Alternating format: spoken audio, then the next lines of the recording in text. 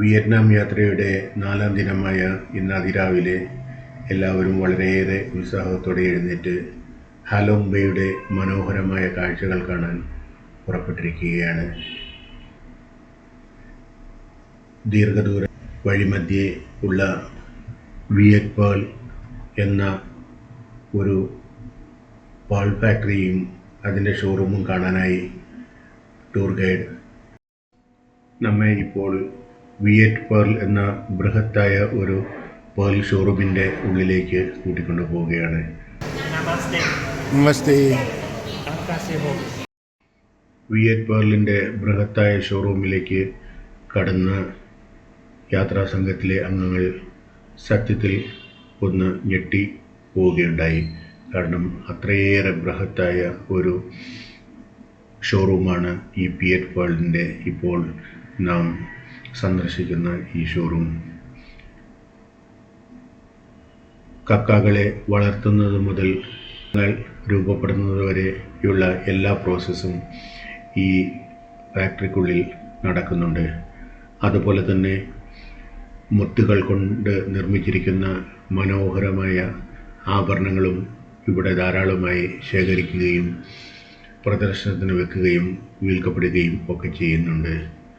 അങ്ങനെ ആദ്യത്തെ കൗണ്ടറിൽ എത്തിയ യാത്രാ സംഘത്തിലെ അംഗങ്ങളെ കക്ക എങ്ങനെയാണ് ഇരിക്കുന്നതെന്നും അതിൽ എങ്ങനെയാണ് മുത്തുകൾ രൂപപ്പെടുന്നതെന്നും ഒക്കെ കാണിച്ചു കൊടുക്കുകയാണ് ലൈവായി.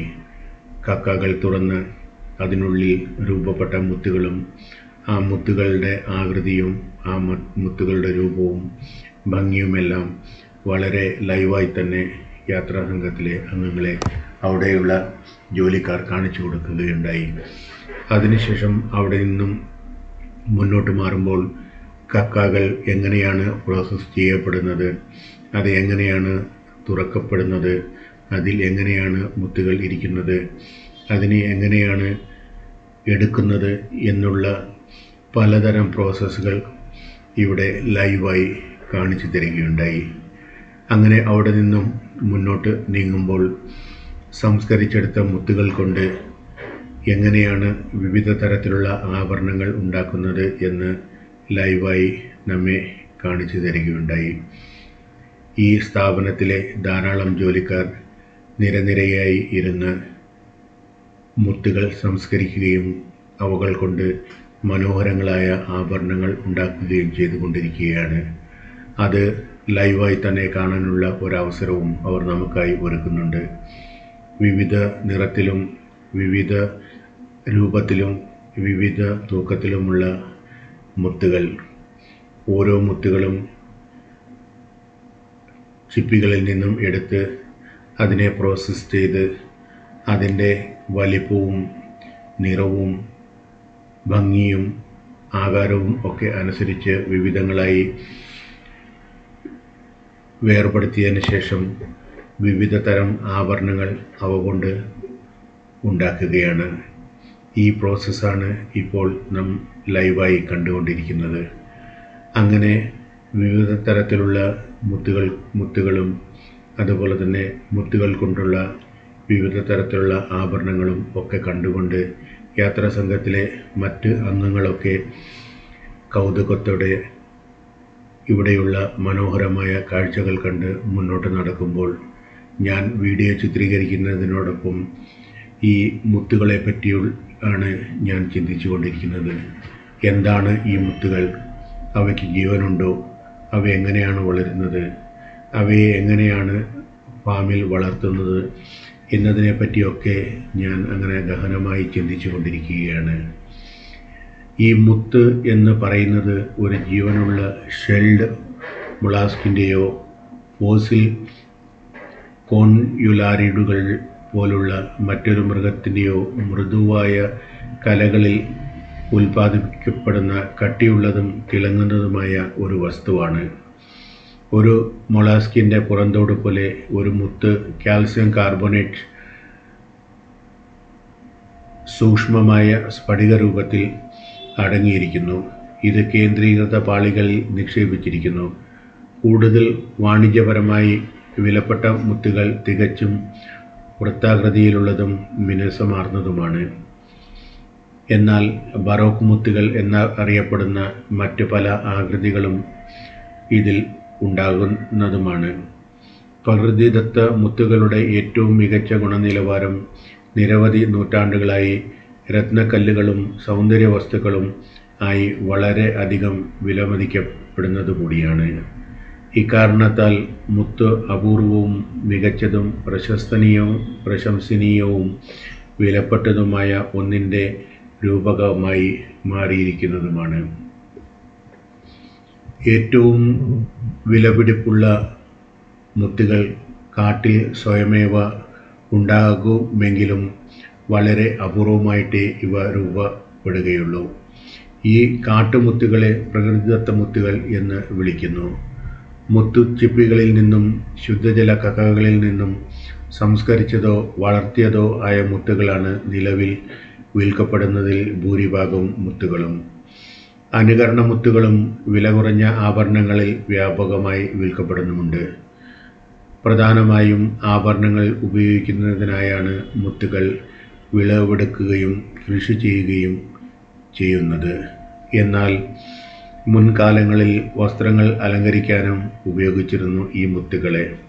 ഈ മുത്തുകളെ പൊടിച്ച് സൗന്ദര്യവർദ്ധക വസ്തുക്കൾ, മരുന്നുകൾ, പെയിന്റ് ഫോർമുലേഷനുകൾ എന്നിവയിലും ധാരാളമായി ഉപയോഗിക്കാറുണ്ട്. വന്യമായാലും സംസ്കരിച്ചതായാലും രത്ന ഗുണനിലവാരമുള്ള മുത്തുകൾ മിക്കവാറും എല്ലായ്പ്പോഴും മുത്തുച്ചിപ്പിയും വർണ്ണാഭമായതുമാണ് ഇവ ഉൽപ്പാദിപ്പിക്കുന്ന ഷെല്ലിൻ്റെ ഉൾഭാഗം പോലെ. എന്നിരുന്നാലും മിക്കവാറും എല്ലാ ഇനം ഷെല്ലുള്ള മൊളാസ്കുകളും കുറഞ്ഞ തിളക്കമുള്ളതോ കുറഞ്ഞ ഗോളാകൃതിയിലുള്ളതോ ആയ മുത്തുകൾ ഉൽപ്പാദിപ്പിക്കാൻ കഴിയുന്നവയുമാണ്. ജമോളജിക്കൽ ലാബുകളും US ഫെഡറൽ ട്രേഡ് കമ്മീഷൻ നിയമങ്ങളും ഇവയെ നിയമപരമായി മുത്തുകൾ എന്ന് അംഗീകരിക്കുന്നുണ്ട്.